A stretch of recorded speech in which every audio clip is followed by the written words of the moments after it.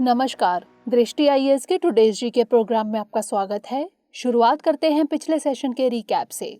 पहला प्रश्न था, राष्ट्रीय ग्रामीण स्वास्थ्य मिशन के संदर्भ में निम्नलिखित कथनों पर विचार करें। 1. इसके अंतर्गत आयुर्वेदिक चिकित्सकों को एलोपैथिक चिकित्सकों और दंत चिकित्सकों के समान माना जाएगा। 2. यह योजना ग्रामीण क्षेत्रों में निर्धन व्यक्तियों को वहनीय कीमतों पर स्वास्थ्य सुविधाएं उपलब्ध कराने के लिए 2005 में शुरू की गई थी। उपरोक्त में से कौन सा यहाँ से कथन सही है या फिर है? इसका सही जवाब था 1 और 2 दोनों। अगला प्रश्न था, GSLV F10 EOS 03 मिशन के संदर्भ में निम्नलिखित कथनों पर विचार करें। 1. यह नई पीढ़ी के भू अवलोकन उपग्रहों की श्रृंखला का एक भाग था। 2. जिसका निर्माण देश के अधिकांश भागों की रियल टाइम तस्वीरें पाने के उद्देश्य से किया गया था। उपरोक्त में से कौन सा यहाँ से कथन सही है या फिर है? इसका सही जवाब था 1 और 2 दोनों। अगला प्रश्न था, INS वलसुरा के संदर्भ में निम्नलिखित कथनों पर विचार करें। 1. यह गुजरात के जामनगर में स्थित भारतीय नौसेना का एक प्रमुख तकनीकी प्रशिक्षण संस्थान है। 2. यह युद्धक जहाजों में लगे उन्नत एवं जटिल उपकरणों के संचालन और रख रखाव के लिए नौसेना अधिकारियों व कर्मियों को प्रशिक्षण देता है। 3. हाल ही में इसे असाधारण सेवा के लिए प्रेसिडेंट्स कलर अवार्ड से सम्मानित किया गया है। उपरोक्त में से कौन से कथन सही हैं? इसका सही जवाब था 1, 2 और 3। अगला प्रश्न था, रिजर्व बैंक इनोवेशन हब यानी RBIH के संदर्भ में निम्नलिखित कथनों पर विचार करें। 1. वित्तीय नवाचारों को एक संस्थागत ढांचे के अंतर्गत सतत तरीके से प्रोत्साहित एवं पोषित करना इसका लक्ष्य है।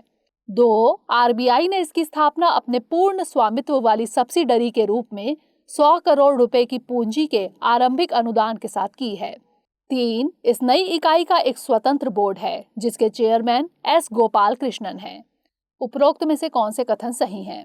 इसका सही जवाब था 1, 2 और 3। अगला प्रश्न था, पारंपरिक ज्ञान डिजिटल लाइब्रेरी यानी TKDL के संदर्भ में निम्नलिखित कथनों पर विचार करें। 1. पारंपरिक ज्ञान के संरक्षण की दिशा में यह एक अग्रणी पहल है जो CSIR और आयुष मंत्रालय के संयुक्त प्रयासों से संचालित है। 2. यह पूरे विश्व के पेटेंट कार्यालयों में भारतीय पारंपरिक ज्ञान से संबंधित हितों की रक्षा करती है। 3. यह आयुर्वेद, यूनानी इत्यादि चिकित्सा पद्धतियों से संबंधित भारत के बहुमूल्य ज्ञान को शामिल करती है। उपरोक्त में से कौन से कथन सही हैं? इसका सही जवाब था 1, 2 और 3। अगला प्रश्न था, PM केयर्स फंड के संदर्भ में निम्नलिखित कथनों पर विचार कीजिए। 1. इस फंड का पंजीकरण एक पब्लिक चैरिटेबल ट्रस्ट के रूप में हुआ है। 2. इस फंड में दिया गया दान कॉरपोरेट सामाजिक उत्तरदायित्व यानी CSR के तहत खर्च के तौर पर नहीं माने जाएंगे। उपर्युक्त कथनों में से कौन सा यहाँ से कथन सही है या फिर है? इसका सही जवाब था केवल 1। अगला प्रश्न था, नागालैंड के संबंध में निम्नलिखित कथनों पर विचार कीजिए। 1. यह 4 भारतीय राज्यों के साथ एक अंतर्राष्ट्रीय सीमा भी साझा करता है। 2. यह भारतीय संघ का 16वां राज्य है। उपरोक्त कथनों में से कौन सा यहाँ से कथन सही है या फिर है? इसका सही जवाब था केवल 2। अगला प्रश्न था, निम्नलिखित कथनों पर विचार कीजिए। 1. इसरो के क्रायोजेनिक अपर स्टेज प्रोजेक्ट यानी CUSP ने स्वदेशी क्रायोजेनिक अपर स्टेज की डिजाइन और विकास की कल्पना की थी। 2. क्रायोजेनिक चरण तकनीकी रूप से ठोस या अर्थ स्टोरेबल लिक्विड प्रोपेलेंट चरणों की तुलना में जटिल प्रणाली है। उपरोक्त कथनों में से कौन सा यहाँ से कथन सही है या फिर है? इसका सही जवाब था दोनों, 1 और 2।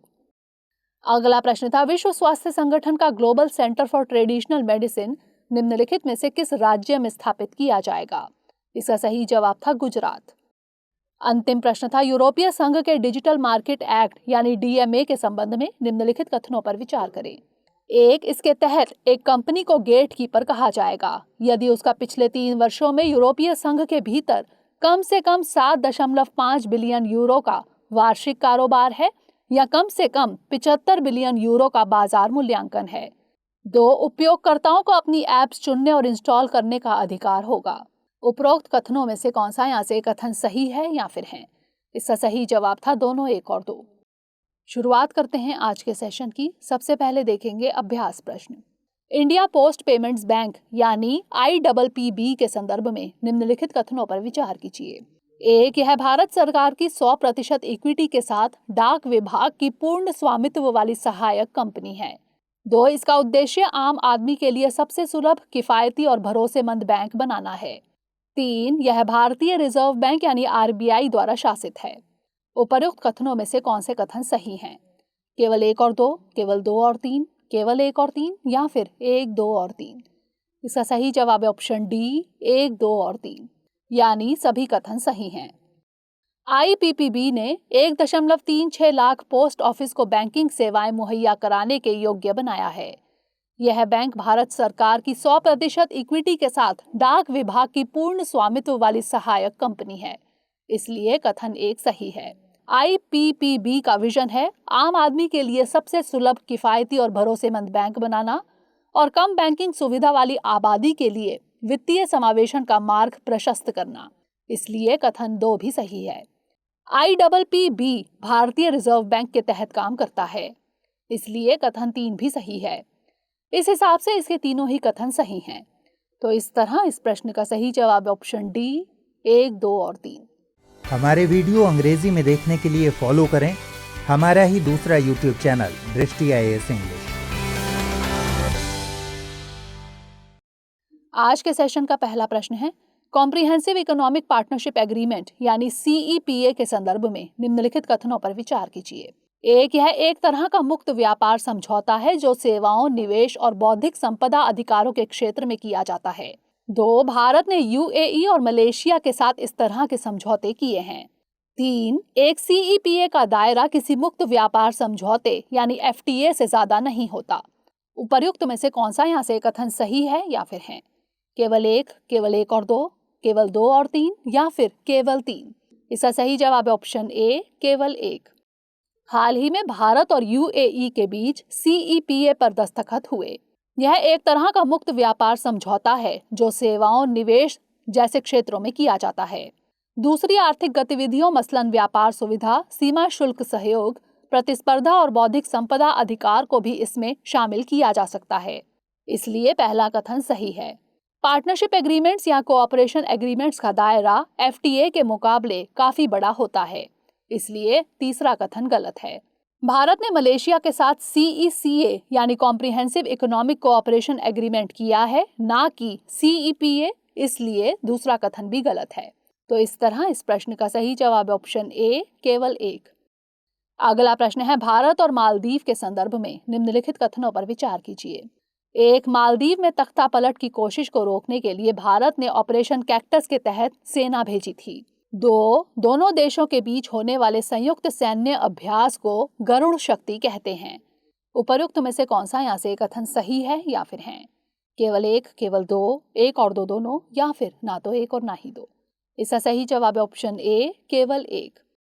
हाल ही में भारत की मदद से मालदीव में national college of policing and law enforcement का उद्घाटन किया गया। यह पहली मर्तबा नहीं है जब भारत अपने पड़ोसी देश की मदद कर रहा हो।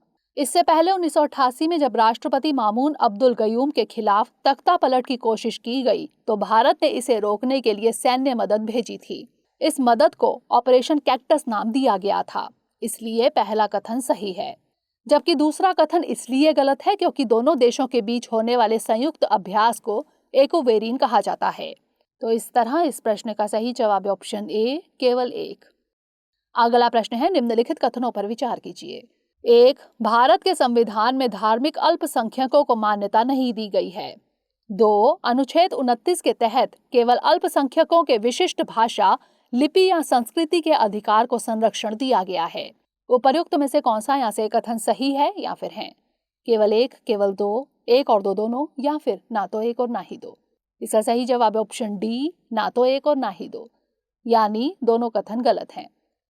अल्पसंख्यकों के मामले में हाल ही में अल्पसंख्यक मामलों के मंत्रालय ने सुप्रीम कोर्ट में हलफनामा दर्ज किया।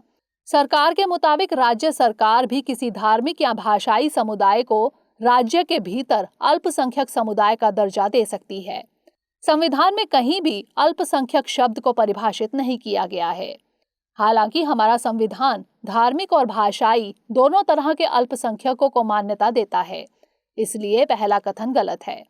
अनुच्छेद 29 के तहत नागरिकों के किसी भी समूह को विशिष्ट भाषा, लिपि या संस्कृति के अधिकार को संरक्षण दिया गया है, यानी इसका दायरा अल्पसंख्यकों तक सीमित नहीं है।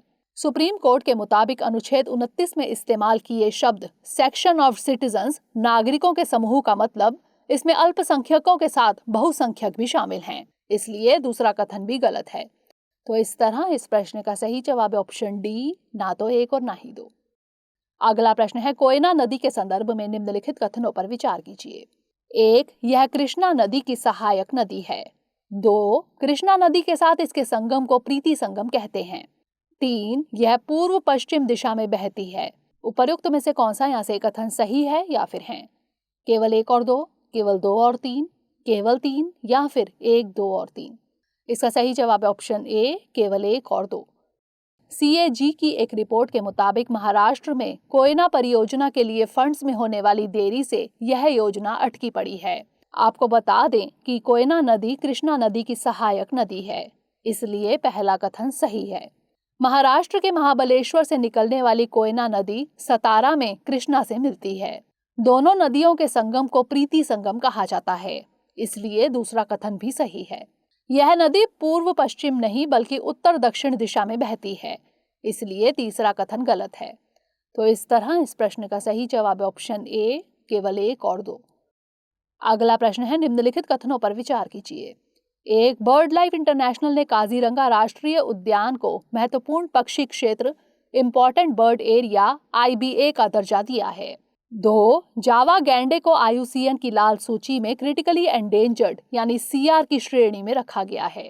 3, ग्रेटर वन हॉर्न जावा और सुमात्रा गैंडे भारत में पाए जाते हैं। उपर्युक्त में से कौन सा यहाँ से कथन सही नहीं है या फिर है? केवल 1 और 2, केवल 2 और 3, केवल 3 या फिर 1, 2 और 3? इसका सही जवाब है ऑप्शन सी, केवल 3, यानी पहला और दूसरा कथन सही है। असम की ब्रह्मपुत्र घाटी में फैले काजीरंगा नेशनल पार्क में बीते दिनों एक सींग वाले गैंडे की गणना की गई। 1985 में यूनेस्को ने इसे विश्व धरोहर सूची में शामिल किया।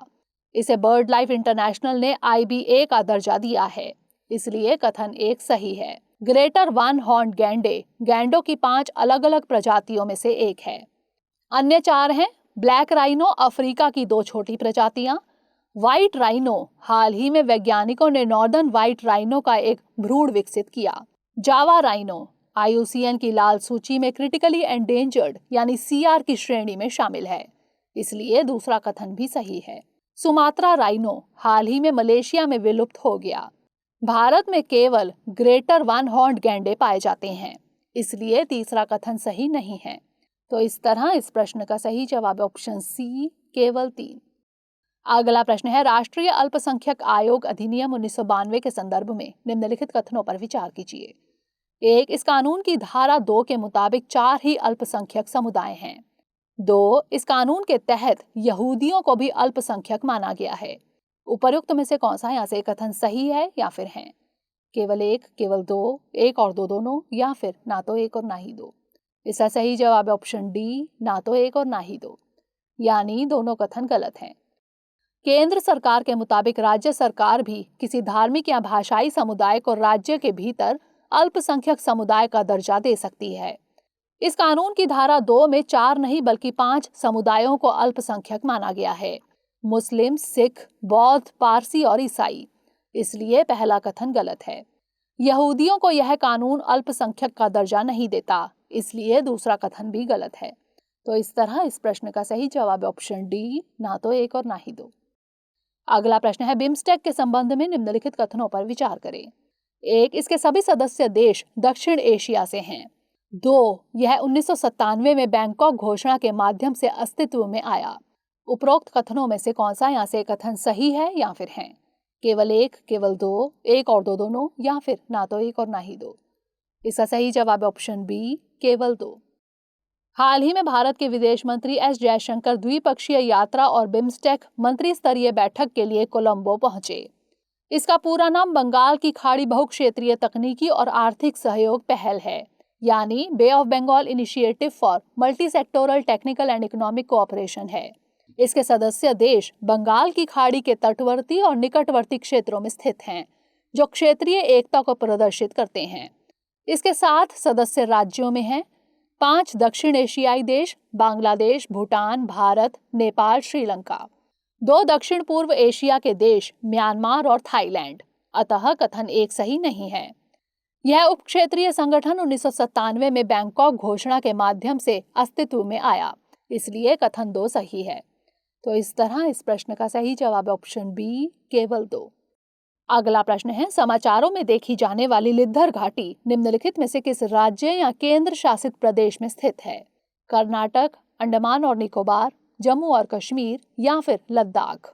इसका सही जवाब है ऑप्शन सी, जम्मू और कश्मीर।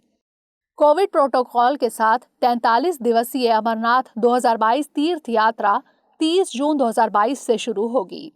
अमरनाथ मंदिर भारत के जम्मू और कश्मीर में स्थित एक पवित्र गुफा मंदिर है। लिद्धर घाटी के सुदूर छोर पर स्थित यह गुफा ग्लेशियरों, बर्फीले पहाड़ों से घिरी हुई है और वर्ष के अधिकांश समय बर्फ से ढकी रहती है। यह गुफा मंदिर गर्मियों में थोड़े समय के लिए तीर्थ यात्रियों के लिए खुला रहता है, इसलिए विकल्प सी सही है।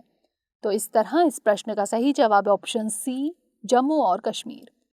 अगला प्रश्न है, संयुक्त अरब अमीरात के संबंध में निम्नलिखित कथनों पर विचार कीजिए। 1, यह अरब प्रायद्वीप के पूर्वी छोर पर स्थित है। 2, यह केवल ओमान और सऊदी अरब के साथ अपनी लैंड बॉर्डर साझा करता है। 3, यह खाड़ी सहयोग परिषद का सदस्य नहीं है। उपरोक्त कथनों में से कौन सा यहाँ से कथन सही नहीं है या फिर हैं? केवल 1 और 2, केवल 2, केवल 2 और 3 या फिर केवल 3? इसका सही जवाब है ऑप्शन डी, केवल 3।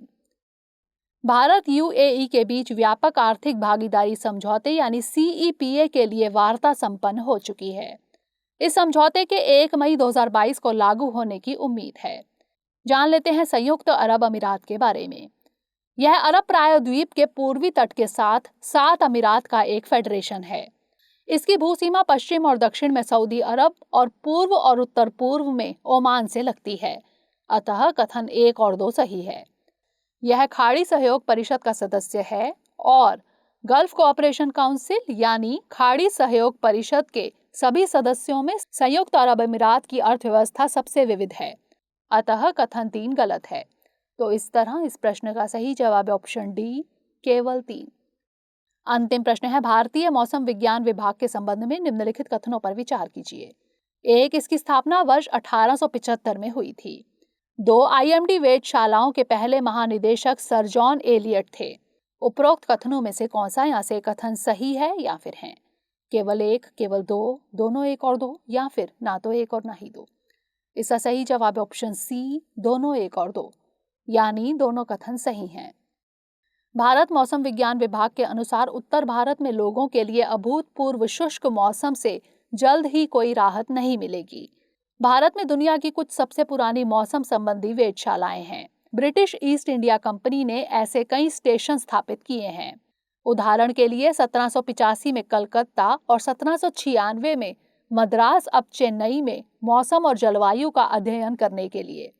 वर्ष 1875 में भारतीय मौसम विभाग की स्थापना की गई थी। इसकी स्थापना देश में सभी मौसम संबंधी कार्यों को एक केंद्रीय प्राधिकरण भारतीय मौसम विभाग के अधीन लाने के लिए की गई थी।